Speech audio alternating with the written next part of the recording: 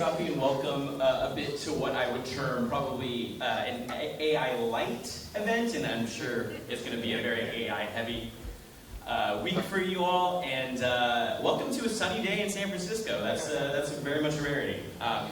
So the city and its future is the topic of discussion today with our panel of experts. And San Francisco's been kind of the national poster child in the shift of the way we have been learning to work and live.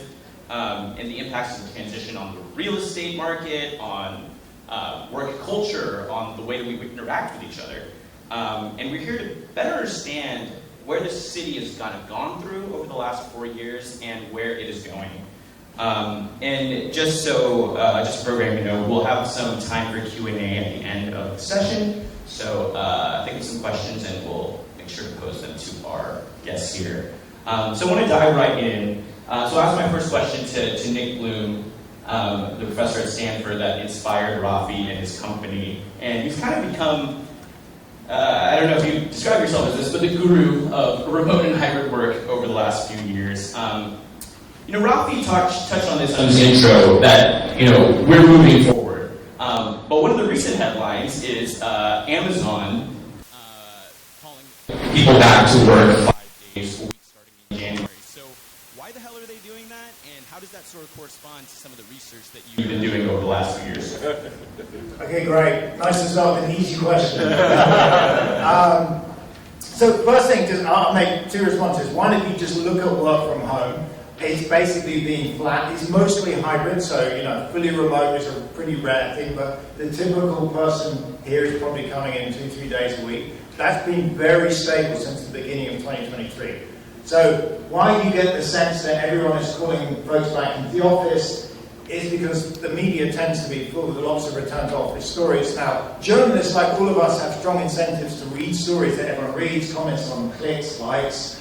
So you can imagine if you write a story saying Zoom return to the office, people click like crazy, forward it on. If you write one saying, Galar National Bank, stay all working from home 3 days a week, week in, week out, no one pays any attention. So it's kind of like shark attacks. People tend to pay attention when it happens, not when it doesn't. So work from home is in the data, it's very stable for the last, almost 2 years now. So what about Amazon? I think Amazon is a very different beast. Amazon is about headcount reduction. So if you look at what Andrew Jassy said in his memo, he talks about needing to reduce the number of managers, wanting to be smaller, more nimble. One way to do that, of course, is to go out and actively fire people, but you have to pay severance. And when you lay people off, it's hugely disruptive for companies. So, if Kevin, you leave, you go into the manager's office, come back, you're obviously maybe you come back, maybe you just spear out the window, not the window. So that'd be pretty radical. Are you telling me something? But the rest of the team is disrupted, there's a lot of people upset, etc. So the alternative is the aggressive RTO, as you were saying earlier, it's like being called GTFO to employees. And the idea is you get people to quit. How many people will quit? So I have a paper in Nature that came out a couple of months ago. We did a randomized control trial at another big tech firm called Trip.com. And we randomized, I won't go into the details, but people even on our birthdays, we basically let some people work from home 2 days a week. The others had to come in all 5 days. You saw no difference in performance at all. What you did see is people allowed to work from home 2 days a week, their quit rates dropped by a third. So my guess is what we're going to see from Amazon is probably about a third higher quits. Baseline quits, 20-25%. That's probably about 5 to 10% more people will leave over the next year. Interestingly, the stock market interprets it exactly the way I do, which is if you look at what happened to Amazon's stock price when they made the announcement, it dropped. It's about 5% down versus that announcement on September 16th. So I would read this not as an end of work from home, but as Amazon's worried a bit about growth, has decided to reduce headcount, thinks the cheapest way to do that is through an RTO. Wow, that gives us a lot to think about here, I guess, in terms of whether you would stay at the company if you were called 5 days a week. Out of curiosity, who is in the office 5 days a week? And then 4? Okay. Okay, well, Sujata Srivastava, she's the policy director at SPUR, which is kind of an urban policy think tank. One of the things that we sort of tracked is the relationship between the health of the city's economy and this changing remote work, hybrid work structure. What are the ways that, I guess, the city and businesses are kind of working together versus maybe what we saw a little bit in the before times when they were often much more at odds? So, yeah, I think one of the things that has changed is the realization that San Francisco is not really a buyer, but more of a seller. In terms of the mindset, I think before it was like, great, businesses are here, but we're not actually going to necessarily do a lot of economic development to try to attract them or recruit them. There's very little, when you compare San Francisco to other major metropolitan areas, other major cities, there wasn't a lot of incentives to try to bring companies in. And the fact that tech really concentrated here was a little bit of an accident in many ways. It was because the lifestyle that you could get in San Francisco, the kind of quality of life that you could get as a worker in San Francisco was much greater than what you could get in many of the Silicon Valley cities. And so companies were responding to the fact that the employees wanted to be here. And so a lot of what was driving that tech boom was larger corporate Silicon Valley companies leasing space in San Francisco. So I think that now that dynamic that Nick described has happened, and there's 36%, depending on your data source, office vacancy, means that you have a lot less activity downtown, right? So a lot of the policies that the city's put into place now are about how do we make sure that San Francisco is a little bit more vibrant, that we're able to continue to attract companies, and that we're able to support them. So they've done some reforms on the tax policy that they could do administratively. There's also a ballot measure for those of you that live in San Francisco coming up that's going to create more reforms to try to incentivize companies that have more of an in-person presence downtown. There are a lot of investments in events and other kinds of attractions downtown, but I think what's still missing is a real structural approach to economic development in San Francisco, where the public and private sector are working much more intentionally together. So many of the structures that people look at in San Francisco, in New York, in Chicago, and other major cities is lacking here. So I think we're starting to see some civic groups come up with creative ideas, and you just saw the video that Larry put together that was a collaboration between many of the business organizations that are trying to get the message out. But we still don't quite have that really strong governance structure and partnership structure in San Francisco that is really intentional about economic development. You mentioned, part of the reason why tech is centered here is obviously universities, but also a little bit by accident. So Michael Seibel here is a leader at Y Combinator. And what you guys are trying to do is almost make it unaccidental. You're encouraging a lot of your founders to locate in San Francisco, be invested in San Francisco. Give me a little bit of your rationale why, and what's been your success rate in doing so? The success rate is extremely high. I think this is actually a generational preference. So when we came out of the Valley, I was the classic millennial, class of 2000 high school. When we came out to the Valley, we started our companies in San Francisco, not the Bay Area, not down south. The generation right before us all started their companies down south. And if you ask me, I always thought it was pretty simple. I think they liked the suburbs that we didn't. Yeah, just straight up. And I think that what I am seeing now is the typical life cycle where it's going to be 22 to 30. They don't seem to like the suburbs. Also, housing is just expensive everywhere, but it's really expensive in the suburbs as well. So I don't really know where young people are going to live except for San Francisco, and therefore I assume this is where the company's going to be. And San Francisco is better than every other place you can start a tech startup. So. Well, speak a little to that, because we've heard, obviously, over the last couple of years, people moving to New York or Miami. Is there something about San Francisco that makes, founders want to grind, become, go into founder mode? Yes. Yes, there is. There are so many things. Okay, if I were to reduce it to 3, I would say number one, anyone who's lived here for longer than a year can 100% predict what Friday night's going to look like, and probably is going to either stay at home or stay at work. So you're saying boring is a competitive advantage now? I think two, pound for pound, almost all of my friends who leave come back and basically say, this is the greatest collection of smart people in America. And three, it's not weird to do a startup here. And so I just think those three things in combination, none of them are changing. And it's funny, like now that YC is here, not remote, in San Francisco, we can tell people to live the dog back during the batch, and if somebody's going to just continue staying here. It's exactly like before. We all came from all of the parts of the country and the world, and then we all stuck here. And you know, some of us got rich and moved to the burbs, but like, no one left. Larry Baer has been the CEO of the Giants for over a decade now. I actually want to talk a little bit about the video before we kind of go into your development.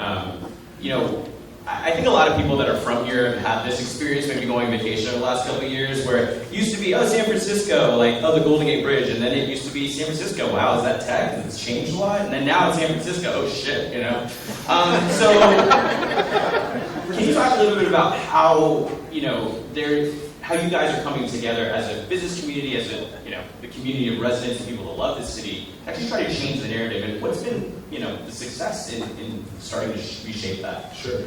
And Kevin, I'll start off. We talked about work from home, and with all due respect, Rafi, with all due respect, we do have one segment of our workforce that is not going to work from home. That's the ball players. They got to be at the ball. And I actually think the uptick in attendance, which is kind of around the country now in baseball and other sports, actually is in concerts, especially music. I think actually has, in a weird way, as a result of work from home, that people really want to get out with their leisure time, which is a whole other thing we can talk about. But to the question, Kevin, it's been really painful to see the narrative around San Francisco. And, and a group of us, and so, San Francisco suffered during the pandemic, no doubt, but pretty much all cities did. We have a situation where it's a dense city. I mean, some of the great attractors that Michael's talking about to San Francisco is what attracts people to New York too, I suppose, which is its density and connectivity and clubs but when you talk about, problems on the street, quality of life problems, it can be, you take a, 3-block walk the wrong direction in some of the nicest hotels in San Francisco, and the street problems can be really acute. At the same time, we know that the neighborhoods in San Francisco really, and this was true during the pandemic, as we started coming out of the pandemic, are thriving largely. So if you're on a Tuesday night and you're on Clement Street or 24th Street or Chestnut Street or Fillmore Street or Irving Street, restaurants are packed, the street life. So the narrative that was getting out there across the country and around the world that was really affecting tourism, affecting business development, affecting people's decisions of where to locate their company, was, we think, a false or at least a very distorted narrative. So the group, Advance SF, that we created, which is essentially businesses operating in more of a non-political lane, created this with some great work by Goody Silverstein, a very talented advertising firm, and some others, and to change the narrative, to also, rather than, if you go back, I don't know how many people remember the I Love New York, I Heart New York campaign, so that was back decades ago to kind of bring back New York. It all starts here, was a little bit more than just a love letter to San Francisco or I Heart San Francisco. It was really about sort of what is our key distinguishing factor, what is our differentiation, and that is innovation. It all starts here, 3 words, but we're trying to get the message of innovation. A lot of what Michael was talking about a lot of smart people that create things. And so those were the kind of the two, points of that campaign, which we're launching the 2.0 version coming up. Since we're actually really close to the ballpark right now, I guess you can see one of the major efforts from the Giants, which is the Mission Rock development, kind of creation of a whole new neighborhood on the waterfront that's office space, that has housing, that has a bunch of other mixed uses. But that was sort of envisioned in the before times, when things were a little bit different. Can you talk a little bit about how that project is shaped up and how it's sort of matching where we are at today as a city and society? Sure, and I think, I don't know if some of you have been, it's literally a 5-minute walk from here, over on the other side of the bridge, the 3rd Street Bridge, the Mission Rock project, mixed use. And we think it still represents the future of urban planning, which is live, work, play. And in today's world, you may Airbnb and go away for stretches of time to wonderful places like Lake Tahoe or Carmel or outside the country. But when you're working, kind of to the point that's been made here, and you're in San Francisco, you can have kind of everything at your fingertips. So it's residential, it's office. Sam Altman took down 750,000 square feet between the ballpark and the Chase Center just recently for OpenAI. We have Visa's world headquarters, now 1,000 people in the white building right across the way. And you have fantastic opportunities for recreation.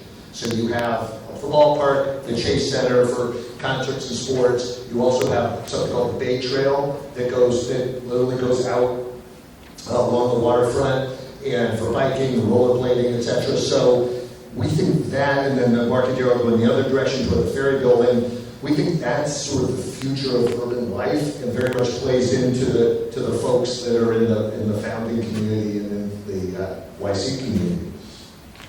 So Michael, one of the things you mentioned is, we have a really dense collection of incredibly smart people. You mentioned Sam Altman, Larry, Anthropic, some of the big blue chip companies in AI are being based here. Where are these AI companies or AI smart people gravitating to? And you've been around for a while. How does this feel similar and different to maybe the beginning of the last major tech boom? Well, I think the point I forgot which one you made it, that so much of the downtown was kind of sucked away not by startups but by actual large companies. I think that what's so interesting from my perspective is how small startups are compared to the real tech companies, let's say. We were sitting over at the port, and apparently Google was about to build a huge campus on the port, and it just goes to a point like that's not really going to happen anymore. So I think that what I'm seeing with the really small startups is literally starting in either spaces like this, starting in their own apartment. And I would argue that this trend is growing, but it feels like when I moved here in 2006, like there weren't big companies in San Francisco for the most part. And it's going to be interesting because I feel like there's so many neighborhood. We moved in as that was for us the tech neighborhood. But for anyone who lived in San Francisco, they were like, why are you in SoMa? It's crazy. We're like, because it's cheap and spaces look like this. And so I kind of think what's going to be great is, 1,000 startups kind of soaking up these little spaces here, which I don't think will solve the high-rise problem.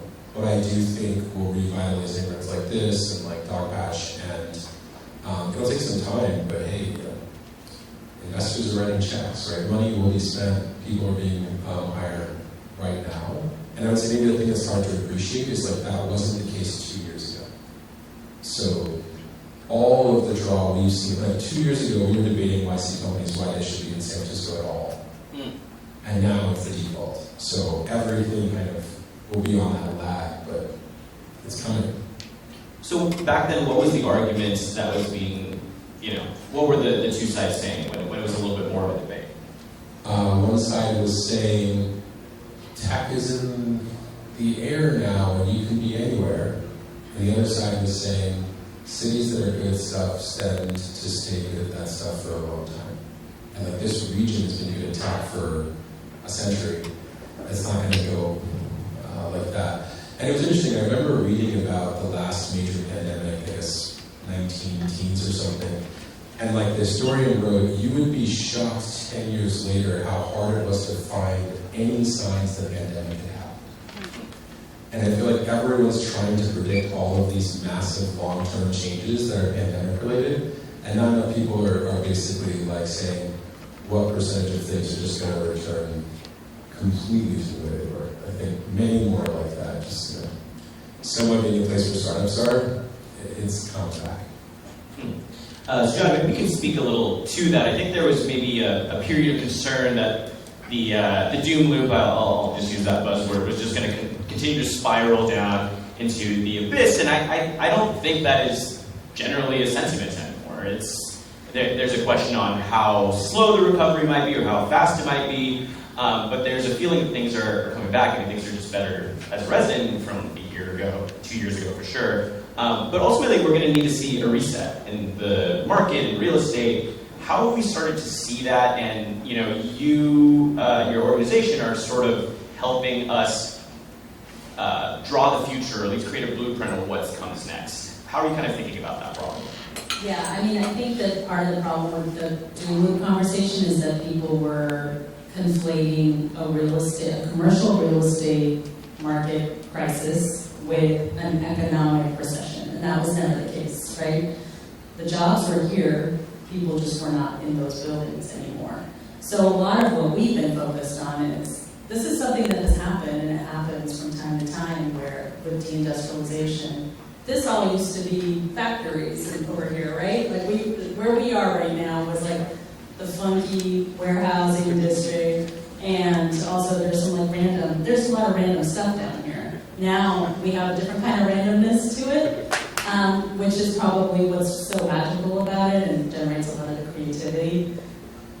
So we've been thinking about how do you reuse spaces. We've been thinking a lot about what kind of policies need to be put in place to be able to convert, not all, but many of the high-rises into residential units. We have a workforce housing challenge in San Francisco and in the Bay Area. There's a lot of opportunity to use office to residential conversion to create those types of housing options for people, creative housing solution like co-housing.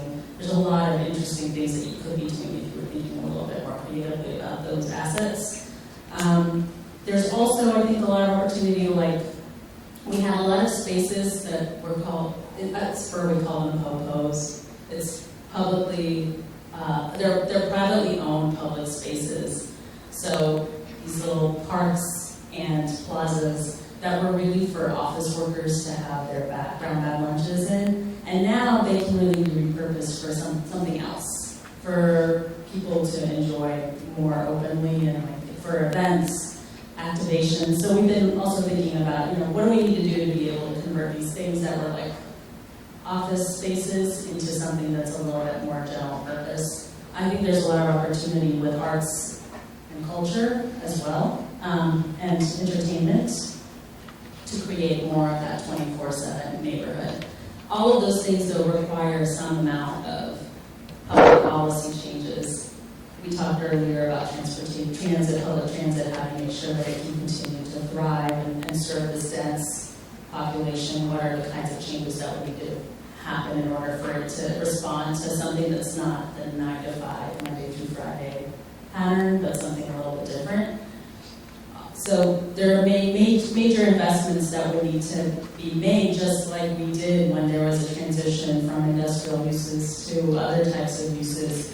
There were public policies that were put into place to facilitate that. And so that's the kind of, those are the kinds of strategies that we've been thinking about. Nick, you coined an interesting, you helped point an interesting term in one of your papers, the donut effect, and the way that the pandemic and the sort of shift to remote work and hybrid work has sort of hollowed out some downtown cores and moved things out to some of the surrounding neighborhoods, changed the way that we interact with leisure. How have we sort of seen that develop, and what are the patterns that have emerged from that transition into, from the donut hole to the donut?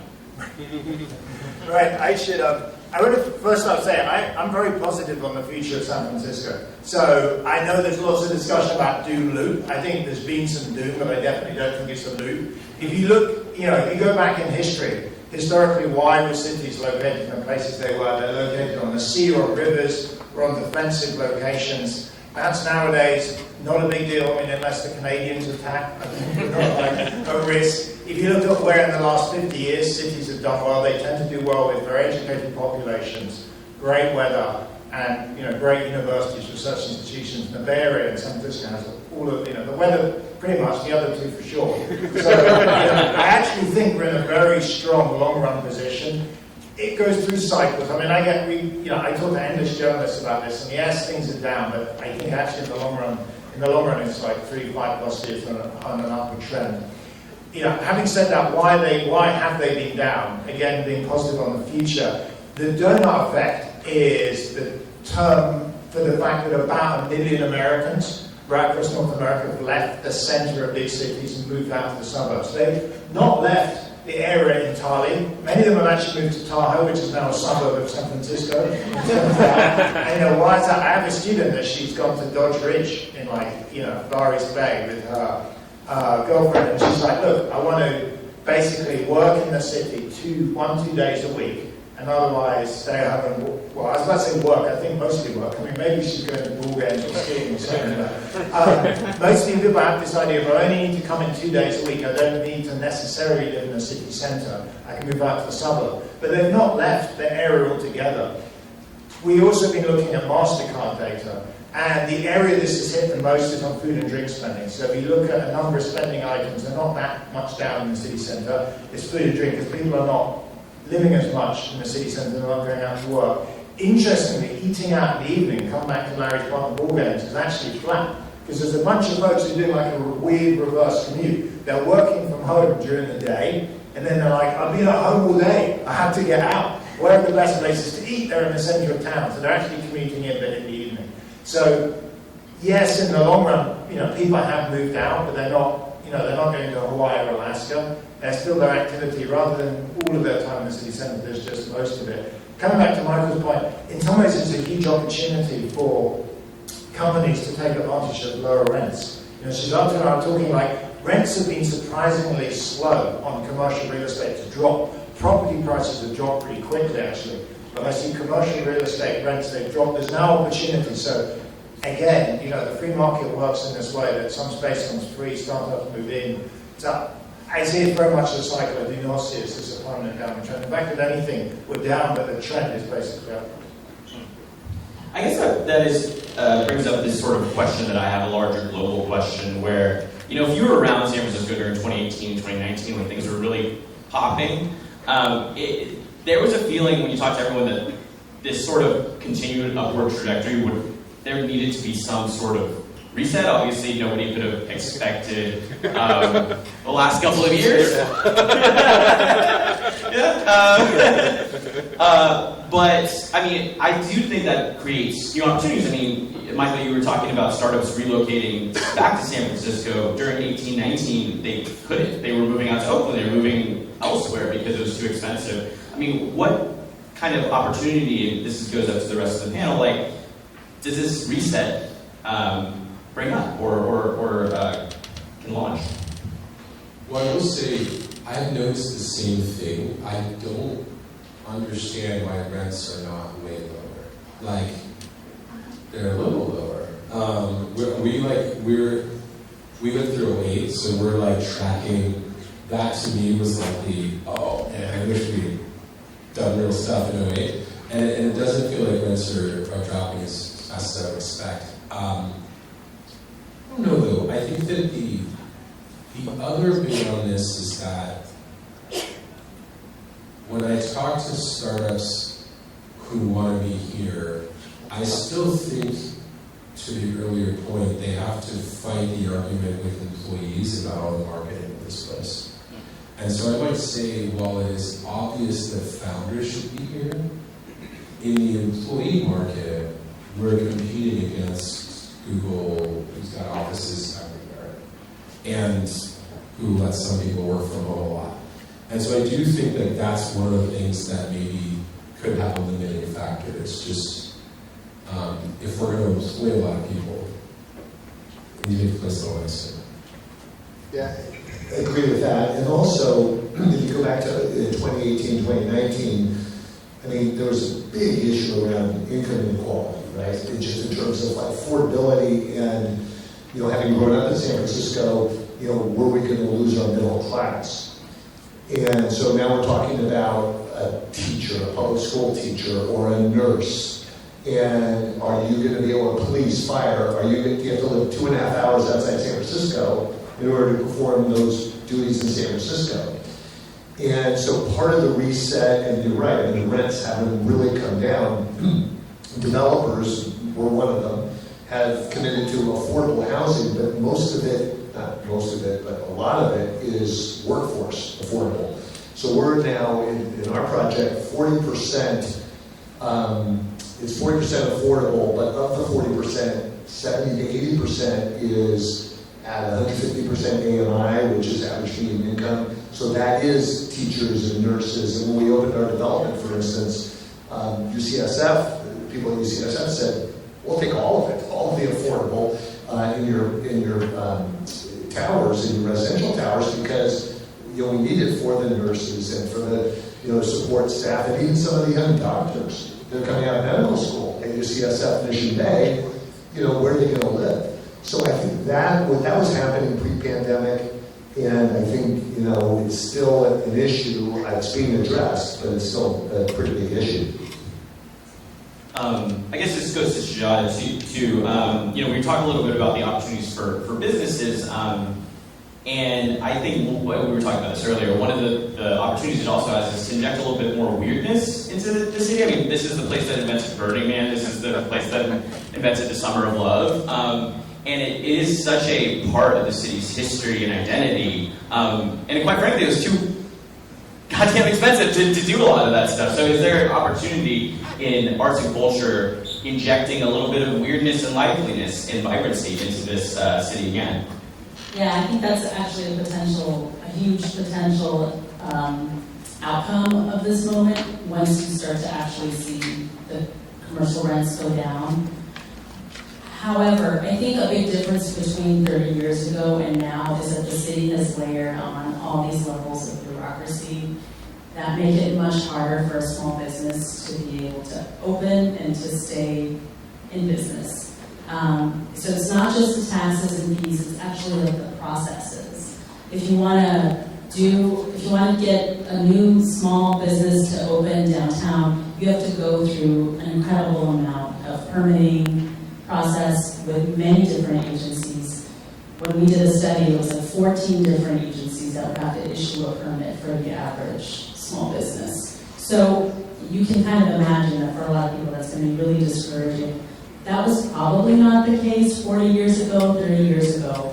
And so I think part of what the strategy has to be is also, there's a moment for public policy to actually encourage things to happen, and there's a moment where the government kind of has to let go of the control because they're trying so hard to get to really specific outcomes.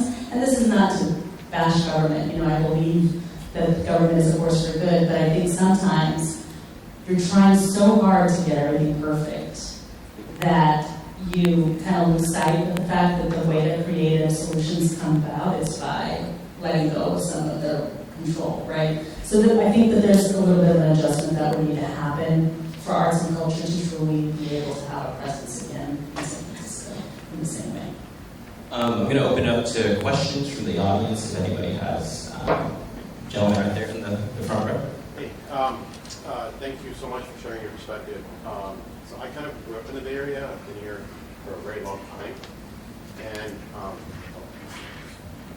hi, my name is Steve. I grew up in the Bay Area. My dad built the semiconductor industry. So I got a chance to meet Atari and Fairchild and Intel founders when I was a kid, so I'm really from here. So, I advise a lot of startups these days, incubator programs, and work with early stage founders, Series A, Series B founders of everything as the investors go in. And when I walk in Palo Alto, I see 200 people at an Indian restaurant outside at night, 10 o'clock at night, and founders and students coming to Stanford, no homeless people, no folks with mental illness issues, safe people with their kids walking around. And to me, that seems like utopia for given that the money's there too. But today, it sounds like all of you are selling a different Kool-Aid up here that I haven't really tasted. But I've been up here 10 years ago in the Marina and Pack Heights. But it seems like it's a different Kool-Aid today. So can you talk to maybe the idea of this is about improving San Francisco? How do we improve San Francisco so that it becomes more livable for everybody regarding the homeless and the mental health issue, which there doesn't seem to be a really good solution so far. Thank you. I have all the answers to that. Yeah, I think we talked a little bit about the economic inequality. That's not something that occurred during the pandemic. That was something that was present here before. And I don't think that's actually just a San Francisco problem. I think that's a U.S. cities and many global city problem. So I think part of the homelessness challenge in California and in the Bay Area is specifically related to the fact that we have a building of housing. So there have been decades and decades of the state and the cities, including many of the Silicon Valley cities, not building housing. I mean, Palo Alto built very little housing over the last 10 years. And so where do folks end up? They end up in our urban centers where we have services and where we have a lot more ability to provide transportation and other kinds of amenities for folks to be able to get around. So that's one of the solutions, one of the key solutions, but it's not something that changes overnight, is being able to build a ton of housing. So San Francisco has a mandate to build 82,000 housing units over the next eight years. So that's about 10,000 units a year that they're going to have to build. And the way that they're going to have to do it is by rezoning much of the western side of the city and the northern neighborhoods that have not seen any change in decades and decades. All the multifamily housing has been in the eastern neighborhoods. Another reason why you see so much of the lower income folks in downtown and the areas around downtown is because that's where low income housing has been concentrated. So part of the solution has to be distributing that housing more evenly, creating more opportunities for housing. There's a lot of pushback from many of those neighborhood residents that are like, we don't want that here, right? And that has traditionally been a big challenge for why we haven't really been able to address that particular problem. I mean, it doesn't solve many of the other income inequality issues, but just having a place to actually live and being able to house the population as the region is growing has just not really been something that the Bay Area has been able to do, partly because a small number of residents have the ability to block a lot of development. That has changed with a lot of new state laws that have just been implemented over the last few years, and so now it's much harder for a community to say, no, we don't want those people to come here, we're not going to allow this development to happen here. So housing is going to become something that's a lot easier to build throughout the state. Just to add on to that, I think that's by far the number one thing, is to get the housing, get housing built for low income throughout the city. I do think, though, going back to something you said earlier, I think what you're talking about is largely in certain downtown, parts of San Francisco, not necessarily the city as a whole.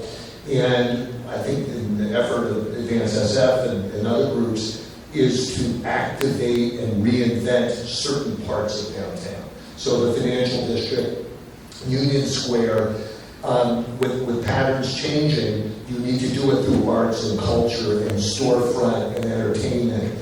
And those are starting to happen. You see these street fairs happening now, and the East Cut, and there's a thing on First Thursdays, and we had Connected San Francisco Tuesdays, and people are on the street coming up. It's not going to happen overnight, but those areas are starting to get reinvented, and people are going to increasingly want to live downtown. Because think of our financial district, Montgomery and California Street, let's say. How many people live there? actually live there, versus New York 57th and 5th. You know, that people work there and people live there. So that doesn't happen overnight. So it's going to be, you know, it's going to have to change over time. But increasing the housing stock is the number one thing, for sure. I was going to say, I like the fact you're in a Stanford t-shirt. Having said that, no. So I should say, you're right, there are areas of San Francisco where there are issues with kind of street nuisancing and street crime. Although actually, serious crime rates in San Francisco are lower than most of the big cities in the US. I think it's some of the lowest, actually. Living in Palo Alto, I live on Stanford campus, I noticed the reverse issue is that the students, when they graduate, you know, folks like Rafi, head up to the city because it's a lot more interesting and exciting. The problem with Palo Alto in reverse is, you know, the funnest thing that's happening is quiz night in the Rose and Crown.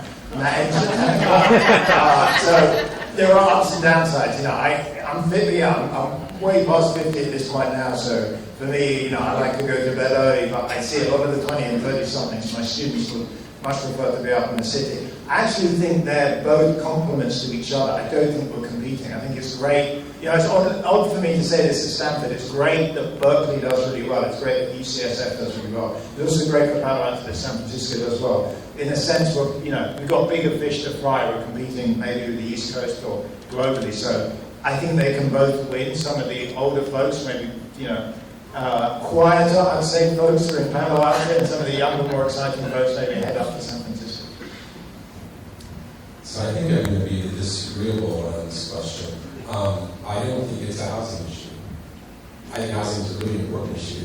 And I think there are other public policy decisions that our government makes that results in what we have here, right? Like, I don't think open drug use in, you know, public streets is a housing issue.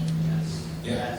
So I think even if we build housing, we need other public policy changes if we don't want that in our downtowns. And if we do want that in our downtowns, okay. And my thought is that voters literally right now are going to start voting on that issue. And we'll see what the voters say. I will say that, I don't know how many of you were here during the Asia Pac conference. I live in a really douchey apartment building right next door. And no more housing was built. And all of the streets are clean.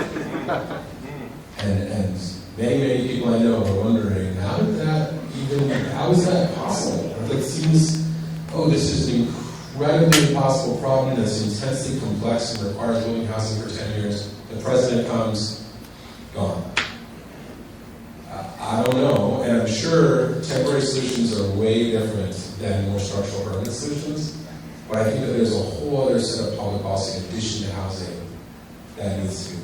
And not to take away from the broader conversation, but as Whole Foods or Nordstrom shuts down, or Hilton has the keys back to the bank, the tax basis for the city goes down, and so then you don't have money to support such stuff. So it doesn't seem to be going the upward spiral, but the downward spiral in regards to that. People are voting in. Mail home ballots are at home. Thank you so much. Hey, great panel so far. I'm Raf from Downtown City.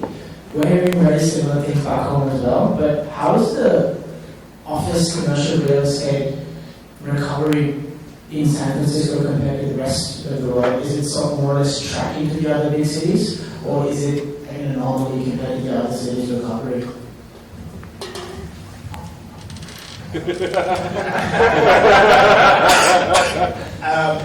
San Francisco, I mean, there are experts that know more than this. It is, its commercial real estate market has higher vacancy rates than pretty much most other big cities. Maybe it's not at the top, it's close to it. San Jose is not looking a lot better. Seattle is not looking a lot better. So the issue is work from home, in a sense, has hit all big cities. It tends to have hit actually Class B and Class C real estate much more. So what are big companies doing? Big companies are basically getting folks in 3 days a week. If people are coming in 3 days a week, they want to come into something nice, that's fun, that's lively, that's in the center of the city, that's convenient. That tends to be a high-end stuff. What kind of is in real trouble is kind of cruddy real estate in commercial office buildings on the suburbs that's not very nice. But, these ceiling tiles look good, but they were falling off, and this is that in the suburbs, this place to be empty. So one thing is work from home, but it's particularly hit the worst end. The second thing that's a more West Coast thing is, in addition, a tech slowdown. So you kind of had, two punches. The tech slowdown, and eventually, in the long run, tech is obviously in a positive trend. It's just they're overhired and retrenching a bit. So yes, it is bad. I mean, there's 2 or 3 solutions that will work the way out. One is conversion. You convert to residential, that's great. The problem is not many places work for it. You look at the room we're in, nobody wants to be in, I think it's illegal actually to be in a bedroom or a kitchen with no windows in it. So what would you do with this space? So tall, skinny buildings, the kind of ones that were built before World War II, or certainly before World War I, before there was electricity and people required daylight, work great for conversion. Buildings built post-1960, they're big flat floor plates, you don't really work. So conversion, you can convert 5% of the stock, the rest is hard. Another thing that's happening is no one's really starting on new builds. There's a bunch of stuff that broke ground in 2019 and still kind of coming on. So again, this is a slow-moving thing, but I think vacancy rates they're like mid-20s, they're really quite high. They'll at some point peak and come back down. I'm surprised how long, as an economist, it's weird how long it's taken to happen. Coming back to there's the pandemic of 19, 20, 21. Michael's right. If you look at the stock market and the news, by 23, people have moved on. Maybe in 20, 35, they're still talking about empty office buildings. They don't know how to look. But it is odd how slow it's taking to happen. I would expect rents to fall faster. So yes, eventually we'll work our way out of it. It's not permanent, Detroit type. Well, even Detroit is recovering to some extent. So it is bad, but again, the long-run trend is positive. And again, Tandem, the folks like Tandem are just doing more innovative approaches, just breaking, and this, Ralph was saying, this building used to have one tenant, you break it up into lots of subtenants, it's easier to digest it. You sell it off to a bunch of startups rather than have one massive tenant. Sure. Well,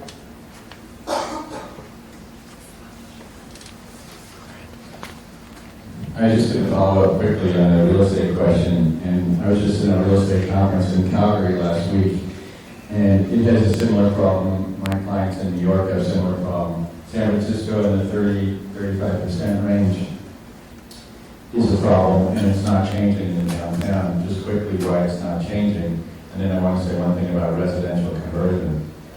It's not changing because, rents are not dropping. It's a whole series of things. Nobody talked about the lenders. The lenders are the ones that give the pressure to the owners. Then the owners say, I give, and they give it back to the lender, and then everything drops and resets. When it resets, the rents fall because you have a low basis and the landlord can afford to have a low rent. But if the can gets kicked down down the street, lenders don't want to own these buildings, then the owners hold out and they say, we can get a big rent, and it shows to the value of the building. If they drop that rent, the value goes down and the lender says it's ours. So the owners are under this magical, wand of saying we still get high rents. So for people trying to move into these buildings that are so vacant, you say, why are the rents so high? As long as the lender says no pressure, that's going to keep going. There are some great deals around town. The one thing that we didn't talk about also, and I think the idea of trying to re-energize the downtown. Obviously, we need people upstairs in offices. That's what they are right now. But the retail's been devastated. So where you talk about people coming from the suburbs, we need what Larry's doing, to have these events in the financial core where people see activity and retail can reinvent itself. My office is now on Powell Street. I was in the financial district for years. And it's devastating. And you see entrepreneurial owners that are buying buildings from lenders at really low basis, and they can do low rents, but the tenants there are like, where do I go at lunch in the financial core? So that's the challenge. It's also the opportunity for young firms to get into these buildings, especially where they've been reset at basis that can get you in the $30 range, in beautiful buildings, in space that's fit out. The one comment I wanted to add as to the residential conversion, it's easy. Do you have a question? Sorry. I guess it's not a question. Sorry. Just quickly on the residential. It's a money issue. And in Calgary, the city gave money to make it happen. And in our city, developers can't afford to do it, even at a low number. So I'd love to see the residential change in those types of buildings you talk about. But it's a difficult thing in our building costs and what the basis is. Sorry, it wasn't another question. Why don't we Just Rafi, one thing on that, just, has anybody been to some place called Holbrook House? Yeah. Okay, pretty cool example of what you're talking about. So it's on the corner of, I think it's Sansom and Sutter, right? And it's an office building.